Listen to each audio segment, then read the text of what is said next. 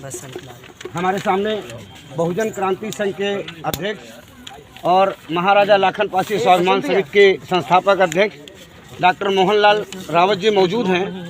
तमाम उनके सहयोगी पासी समाज के लोग मौजूद हैं, सामाजिक कार्यकर्ता हैं, सामाजिक नेता हैं।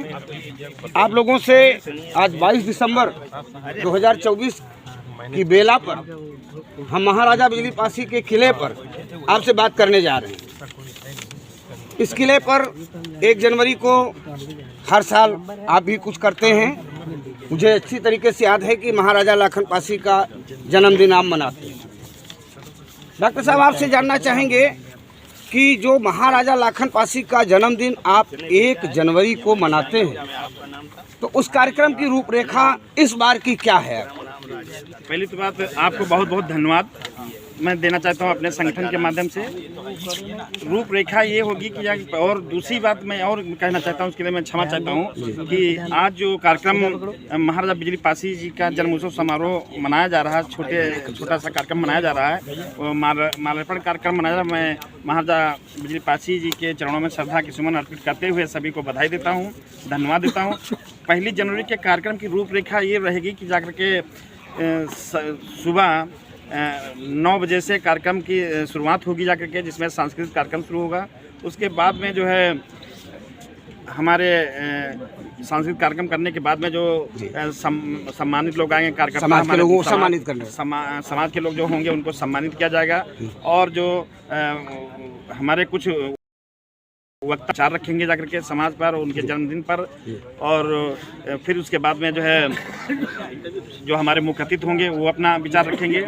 सम्मानित करने के बाद में जो विवाह कार्यक्रम शुरू होगा। डॉक्टर साहब, रोकेंगे आपको? विवाह का कार्यक्रम जो आप कराते हैं, आमतौर से हर धर्म में विवाह की एक परंपरा है। आप यहाँ पर किस पद्धति से विवाह को संपन्न कराते हैं? ये विवाह कार्यक्रम हम लोग जो है बौद्ध रीति रिवाज से संपन्न करवाते हैं जाकर के। बौद्ध रीति रिवाज? जी, बौद्ध रीति। भंते जी आते हैं संपन्न कराने के लिए? भंते जी आते हैं। देखिए डॉक्टर साहब, एक सवाल जो कड़वा है और बहुत कम लोग जवाब देना चाहेंगे, बहुत कम लोग पूछने की हिम्मत करते हैं। आमतौर से गरीबों की शादी चाहे सरकारी खर्चे पर, चाहे सामाजिक संगठनों के खर्चे पर कर तो दी जाती है, लेकिन वो लोग फिर अपने घर पे जाके दोबारा शादी करते हैं। इस पर क्या कहना चाहिए? ये तो लोगों में बड़ी विडंबनाएं हैं, लेकिन मैं जानना चाहता हूँ, ये सोचता हूँ कि जो है लगभग जो है ऐसे बहुत कम लोग हमारे संगठन के लोग जो जैसे विवाह करवाते हैं, ऐसा कुछ हमने सुना नहीं अभी तक की जो है। और दूसरी बात ये भी हमने नहीं सुना कि आज तक कभी संबंध विच्छेद भी नहीं हुआ। और एक विच्छेद होने की स्थिति में आया तो हमारे संगठन के लोग बैठ करके जजमेंट लिए और उनको समझा बुझा कर पुनः भेजे। आज तक हमने लगभग 8 सालों से जो हम ये शादी कराते चले आ रहे हैं, लेकिन अभी तक किसी की शिकायत नहीं मिली कि दोबारा वो शादी किया हो जाकर के, या दहेज के लालच में कहीं सरकारी उसमें जा करके शादी किया हो, ऐसा कुछ आया नहीं है। अगर होता है तो ये गलत है। होता है तो ये निश्चित तौर पे गलत है। ये गलत है। इसको कतई जस्टिफाई नहीं किया जा सकता। उसको हम कहेंगे कि ये लालची लोग हैं, लोभी लोग हैं और समाज के साथ धोखाधड़ी करते हैं। अच्छा डॉक्टर साहब, एक बात और आखिरी बात है कि जब आप बौद्ध रीति से शादी करवाते हो तो निश्चित रूप से पंचशील का पाठ भी होता होगा। तो लोगों के वैवाहिक कार्यक्रम के माध्यम से क्या हम कहें कि आप धर्म के प्रचार का भी कार्य करते हैं? जी बिल्कुल बिल्कुल। जब बौद्ध रीति रिवाज से जो है कार्यक्रम शादी विवाह करवाते हैं तो धर्म का प्रचार भी करते हैं। और जो है मैं भगवान बुद्ध और बाबा साहब को मानने ही वाला आया व्यक्ति हूँ। चलिए, अभी एक जो नया सवाल खड़ा हुआ कि अम्बेडकर ये फैशन बन गया है, और जो अगर इतना नाम भगवान का लेते तो स्वर्ग चले जाते।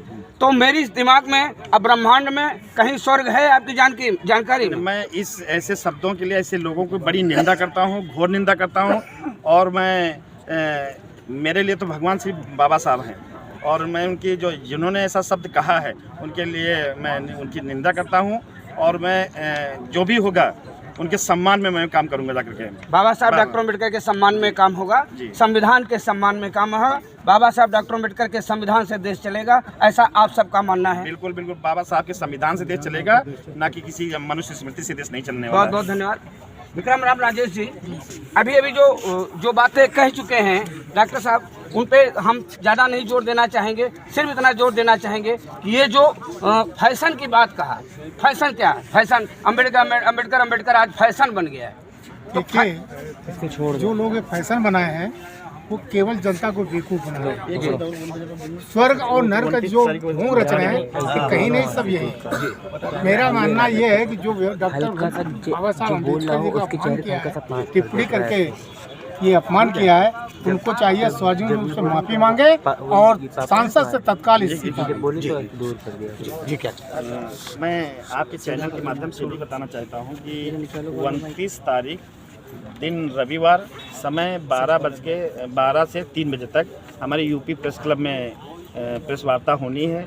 तो मैं सभी लोगों से, सम्मानित लोगों से और अपने समाज के सभी लोगों से निवेदन करना चाहता हूं कि जो है वहां पर 11 साढ़े 11 बजे तक वो पहुंच जाएं। डॉक्टर साहब, जो बात आप प्रेस कॉन्फ्रेंस में कहना चाहेंगे, निश्चित रूप से मीडिया के साथी पहुंचेंगे, हमारे चैनल से भी कोई न कोई पहुंचेगा। लेकिन अगर कोई बात छूट रही हो, 29 को जो कहना चाहते हो, जो आप छूट रही हो, तो हमारे चैनल के माध्यम से देश और प्रदेश के सामने, जनता के सामने अभी भी आप रख सकते हैं। बिल्कुल बिल्कुल, जो हमको कहना था हमने कह दिया है और 29 तारीख को ही आप सभी लोग साथ आमंत्रित। बताइए, सिर्फ एक सवाल, आखिरी सवाल, ये जो फैशन चल रहा है, फैशन, लोग कह रहे हैं पुतले भी फूंके जा रहे हैं, इस्तीफे की भी मांग कर रहे हैं, लोग माफ़ी मांगने की बात कर रहे हैं। गृह मंत्री जैसे संवैधानिक पद पर बैठे हुए व्यक्ति को क्या इस तरीके के शब्द बोलना शोभा देता है? ऐसा होना चाहिए? शोभा ये नहीं देता है, लेकिन जो लोग डॉक्टर अंबेडकर को फॉलो नहीं करते हैं, उनके विचारों से नहीं सहमत हैं, उनको ये अखर रहा है कि डॉक्टर अंबेडकर का इतना प्रचार हो रहा है, फैशन उनको महसूस हो रहा है। हमें तो ये खुशी है कि जो लोग डॉक्टर अंबेडकर को नहीं मानते, उनको ये महसूस होने लगा है कि अंबेडकर का फैशन चल पड़ा है। बहुत अच्छी बात। और ये कह रहे हैं कि मेरा इरादा जो है, गृह मंत्री जी ने प्रेस कॉन्फ्रेंस करके कहा कि मैं तो डॉक्टर अंबेडकर का अपमान करने के बारे में सपने में भी नहीं सोच सकता। तो अगर सपने में भी नहीं सोच सकते तो माफ़ी मांग लेने में क्या दिक्कत होनी चाहिए? अगर वो महसूस करते हैं कि उनसे गलती हुई है तो उसकी माफ़ी मांगें। और ये मैसेज जो गया है कि भाई उन्होंने अपमान किया है, अगर उनको एहसास हो रहा है कि वो ऐसा नहीं करना चाहते थे, गलती से हो गया है, तो वो माफ़ी मांग लें। ये मैसेज भी जाना चाहिए कि उनसे गलती हुई, उन्होंने माफ़ी मांग ली। बहुत बहुत धन्यवाद।